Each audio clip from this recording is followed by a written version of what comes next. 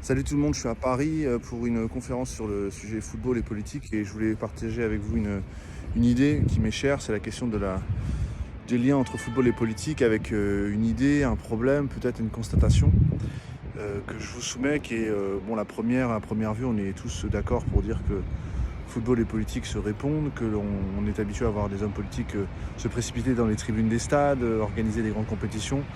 On est habitué à voir tout ça depuis très longtemps, si je puis dire, depuis même la première Coupe du Monde. Ça a toujours été le cas. Ce sont évidemment les politiques qui organisent les grandes compétitions, ce sont les politiques qui construisent des stades, ce sont les politiques qui sont les premiers organisateurs, si je puis dire, de grandes compétitions et du football d'une manière générale.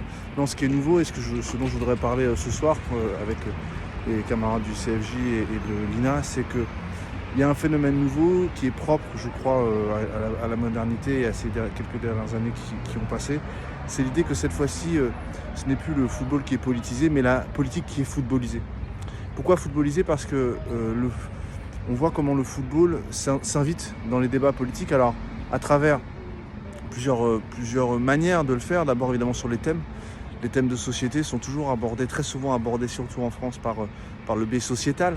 Je peux évoquer par exemple le débat récent sur la question du hijab pour les joueuses de football lors des compétitions de la Fédération française et de la jurisprudence du Conseil d'État à ce sujet. On peut parler de la question du ramadan, on peut parler de la question de l'homophobie, on peut parler de la question de beaucoup de sujets sociétaux, entre guillemets, qui s'invitent. Alors ça, c'est un phénomène qui est finalement assez connu.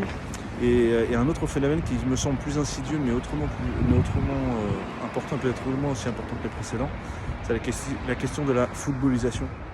C'est-à-dire l'idée que on est, le langage de la politique c'est en train de s'emparer. Plutôt le contraire, le football est en train de s'emparer du langage de la politique. C'est-à-dire qu'on n'a plus de gouvernement, on a des équipes, on n'a plus de Premier ministre, on a un capitaine, on n'a plus d'objections, on a des cartons rouges, on n'a plus de contradictions, on parle de tacle désormais. Ce qui pose un problème, au-delà de la question purement sémantique, qui est un problème lié à l'image qu'on se fait de la politique. Le sport est une sorte de simplification de la vie réelle. Est-ce que la politique peut être elle aussi une simplification de la vie réelle ? Est-ce qu'un citoyen n'est qu'un simple supporter ? Est-ce qu'une société c'est un simple match à jouer ? Une opposition avec un gagnant, un perdant à la fin ? Non, je crois pas. Je crois que la politique ça démarre justement quand le match est terminé. Précisément quand il y a des gagnants et des perdants, qu'est-ce qu'on fait ? C'est ça le point de départ de la politique.